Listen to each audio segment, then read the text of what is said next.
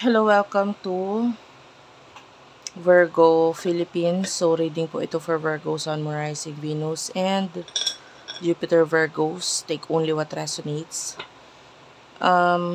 General love reading. Yung ating, daily reading, almost daily reading ay love. Pero kung gusto mo na nakakonsentrate sa career, or single reading, and nilalagay ko naman po sa title yon. Pero yung almost daily kasi, I love. Okay, let's start. This is for the sign of Virgo. Pa-comment na lang guys, kahit po heart lang, smileys. Malaking bagay sa akin kasi hindi ako, kumbaga nakakapagpa-push sa akin na mag-reading, mapursige yung mag-reading ba. Natutuwa kasi ako sa mga nagko-comment. Start na natin guys. Sorry about my voice. Medyo, parang minamalat kasi ako. Receipt is here.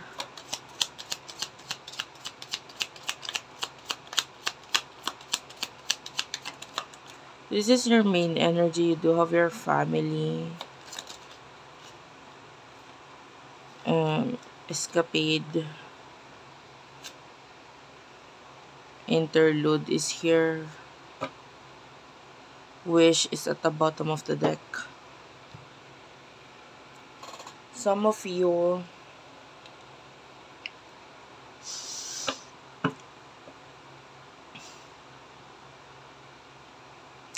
nakakita ko ng mga bayarin, yung iba sa inyo might be nagko-concentrate ka sa mga bayarin, whether it has something to do with bills, family, tuition, yan, yung mga ganyan. Yung iba naman sa inyo, there's like maybe a vacation na looking forward ka na mangyari. And yung iba pwedeng malapit na tong bakasyon na to. If you're thinking of a vacation, malapit na, kaabang-abang na yan. Kasi this is what you really want, wish is here. And gusto mong mangyari, or gusto mong, maybe some of you may kasamang family dito, or you and your family na may pupuntahan or what. But anyway, kung hindi ka makarelate dito sa main energy nito, maybe yung side mo is sa kabila. Because this is your main energy. Ito yung babasahin ko na ikaw. Okay, so anyway.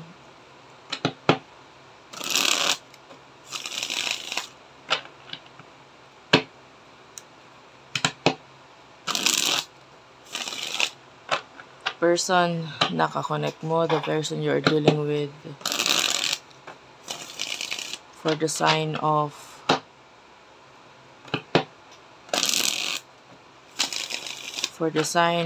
Virgo, Sun, Moon, Rising, Venus, Jupiter, Virgos. Person nakakonect ni Virgo.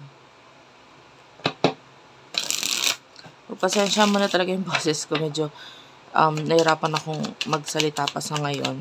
Pero I will try my best.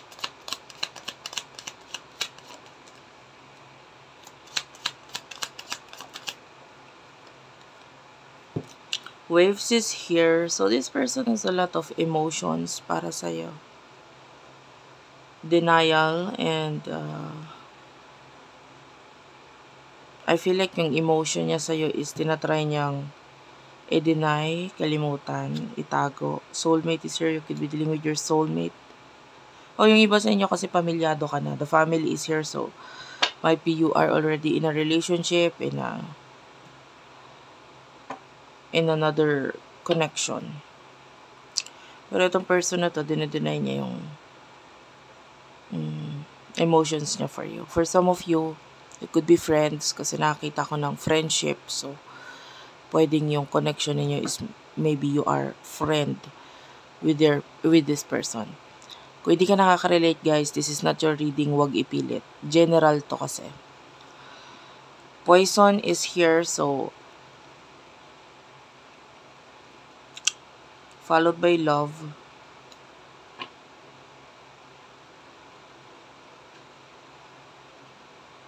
Ano ba, nakita ko dito ng word na enchantment, but rather, iba yung lumalabas sa aking word. It's entrapment, which is, iba yung, ano yun, iba yung meaning.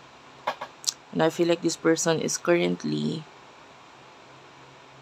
may mga tao, or maybe even relationship din, na involved sa kanya, which is very toxic, very unhealthy. And feeling niya, or maybe there's this energy na siya ay trapped sa connection na yun. Pwedeng hindi feel kasi pwedeng dinideny niya rin. This person is good at denying things. So, pwedeng dinideny niya rin na siya ay nasa toxic na relationship, na siya ay trapped sa sitwasyon or sa relasyon na yun.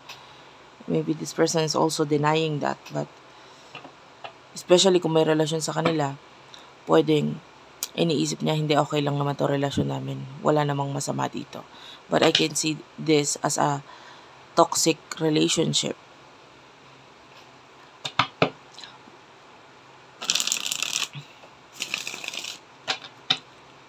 So, both of you is, okay, ang story dito is both of you is in another relationship. Okay? So, kung hindi ka nakarelate sa part na yon, sasabihin mo yung isa ay hindi naman, wala naman ka siyang kakonect or what, or ikaw itong walang kakonect. Maybe this is not your reading. Take only what resonates. Or, might be, yung other relationship na tinutukoy natin could be, lumalabas siya as ibang sitwasyon. Like maybe family na toxic. Or maybe a work that is toxic, you know. What is your emotion sa taong ito? Emotion mo para sa kanya. You do have here the crush.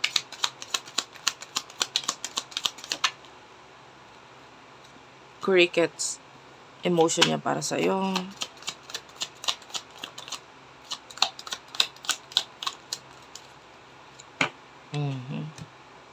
I want to clarify itong divine masculine. There's divine masculine here. Clarify divine masculine, please. Okay, wish. Wait lang, guys. Medyo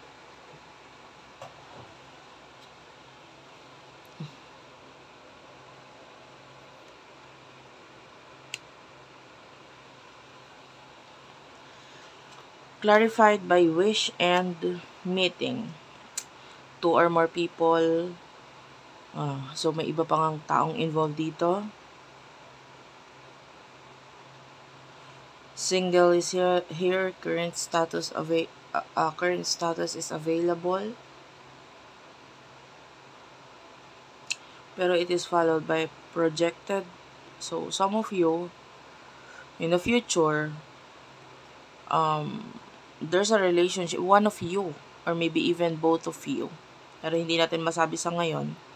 It's not clear though kung sino itong possible na maging single in the near future. I told you both of you in a relationship, yung isa sa inyo, or pwede pareho kayo, is possible ang magkaroon pa ng single life in the near future.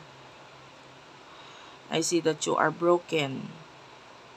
Nasasaktan ka because this person is not talking to you. Hindi kanya kinakausap, hindi siya mamansin, or hindi siya nakikipag-communicate. The cut-off is here, so pwedeng kina-cut off ka nga nitong person na to. And maybe it is because, although gusto ka niya, there's this yearning here with a wish. So, nandun yung pagkagusto niya sa'yo. There's a reason for this person na i-cut off ka.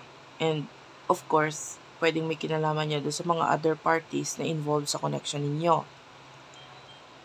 And, wait lang guys. Okay, sorry about that. Anyway,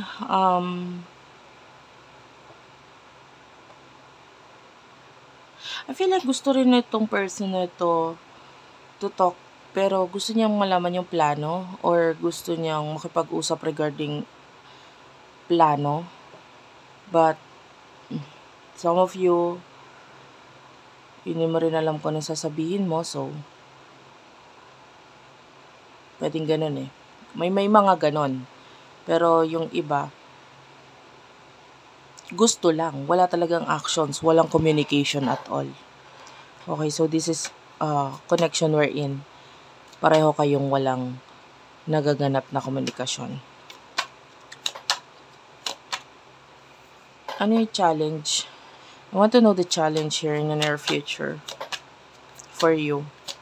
Ano yung challenge for Virgo in the near future? You do have your bounty hunter, drama queen,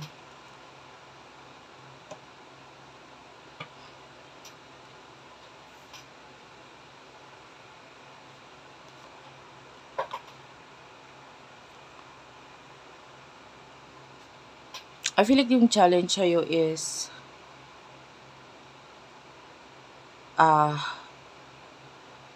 possible kasi na ikaw yung maghabol in the near future because there's this feeling na parang kailangan mo siya and you would be the one na gagawa ng action.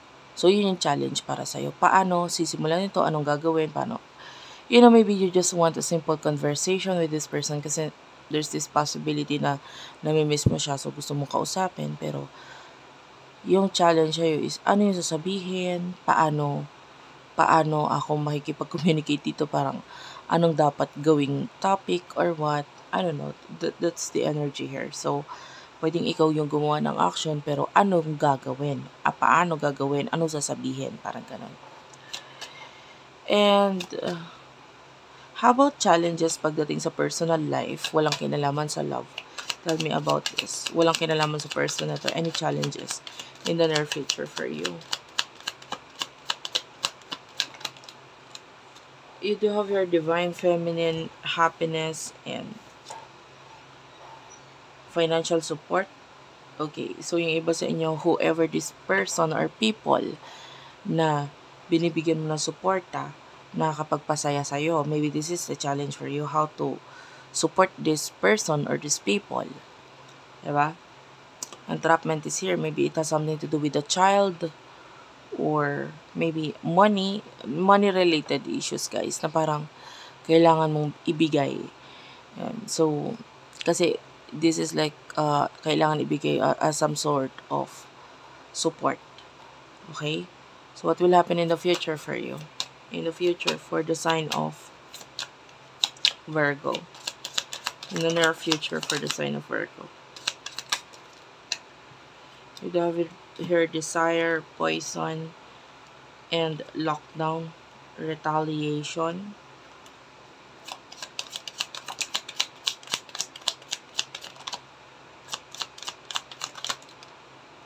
Magnetic, some of you, this is a twin flame, love affair, pero it involves third-party situation, grip, and recalling.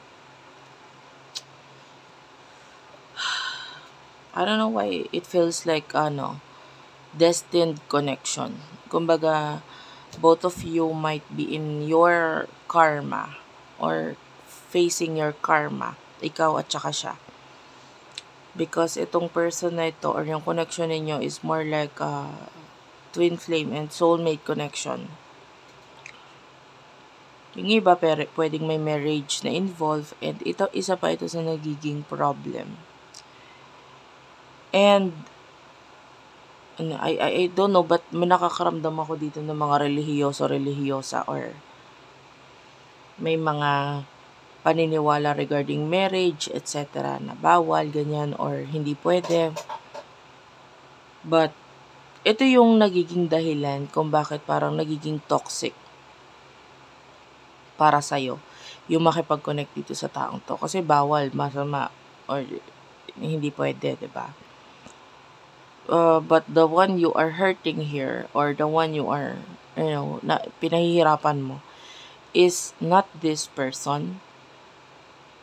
Hindi rin yung person nakakonect mo na isa pa, but rather yourself. Okay? You are the one who is punishing yourself.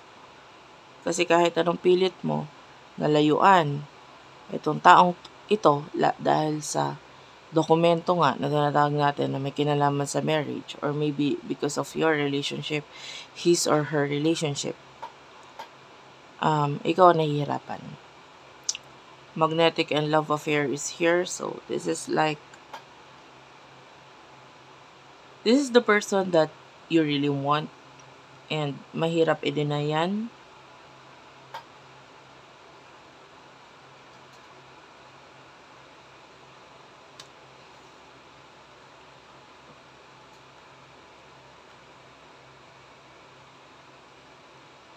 I'll give you a hint regarding dito sa aking message. No? Kasi the way I see this is a destined connection. Ngayon, kung feeling mo naman hindi naman ito soulmate, nakilala mo nito lang, kaibigan mo nito lang, hindi maganda yung connection. Kumbaga, siguro minahal mo lang ganun, biglaan, out of nowhere. Pwede nating sabihin, this could be a third party situation. This could be, pilitin mo yung, kumbaga ang advice sa'yo is pilitin mo na kalimutan itong taong ito because mali, masama. 'Di ba? It's like gusto mo lang siya ngayon kasi na-attract ka sa kanya. Na in love ka sa kanya, might be, no? Dahil sa itsura niya or kung ano man nakita mo sa kanya or what. This is like infatuation. Madali pa yung kalimutan. Lalo na kung nito-nito lang. Okay? But if the connection is like many years ago na, 10 years, minimum of 10 years, guys. I'm seeing 10 years. So, kung kilala mo siya noon, 10 years ago, mahal mo na siya. Hanggang ngayon, dumating na yung, or nagkaroon na ng marriage or whatever, pero mahal mo pa rin siya, yung nakaraan. And you feel like this person still loves you too. Maybe this is a destined connection. Diba? Niloloko nyo lang ang mga sarili ninyo na kunwari hindi nyo mahal ang isa't isa. Na kunwari, doon lang sa mga kanya-kanya ninyong person kayo nakakonsentrate, but deep inside, you do long for each other. Diba? If that is the energy here, if that is the feeling, if that is the, if this is your story, matagal na tong connection na to, hindi lang talaga nangyayari. Guys, minsan lang tayo mabubuhay sa mundo.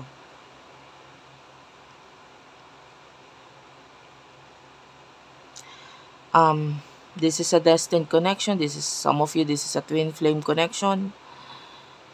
Kung gusto mo talaga or gusto nyo talaga na i-work out itong connection ninyo, kailangan i-cut off ninyo yung mga karma or karmic person sa buhay ninyo. Maybe this is the right time. Dahil natutunan mo na yung mga lessons na mga dapat mong matutunan. Natutunan na rin naman niya yung dapat niyang matutunan doon sa person niya. And I'm seeing na pwedeng yung mga kanya-kanya ninyong connection ang nagiging toxic. Ikaw, toxic yung relationship mo dito sa person mo. Yung sa kanya, toxic yung relationship niya sa person niya. Eh, huwag nyo na intindihin yung papel. Pero of course, para hindi maging lumabas na mali or masama ito, you have to face the main problem or yung pinaka-person nakakonect ninyo sa isa't isa, and you have to talk to them. Ikaw, kausapin mo yung person mo, siya, kailangan kausapin niya yung person niya. Kailangan maka-get out or makaalis muna kayo sa situation. Kasi nakakita tayo ng reconciliation sa inyong dalawa. Nakakita tayo ng reconciliation. But of course, it is possible na yung reconciliation would be a secret. Pero ayaw natin. Kaya nga ang advice ko is, as much as possible, not to make this reconciliation or relationship a secret. Alam naman ninyo sa sarili ninyo na gusto nyo ang isa't isa. So, pwede naman yan, magawa ng paraan. And, if there's children na involved, of course, you have to, yung gawin mo pa rin yung responsibilidad mo dito sa mga children na to, and then, ganun din naman siya. Okay? Hindi naman ninyo kailangan alisan yung mga responsibilidad na yan. And anyway, yeah, there's a possible soul this year. This is change. But yung change mangyayari yan, but both of you need to cut off something with the lost.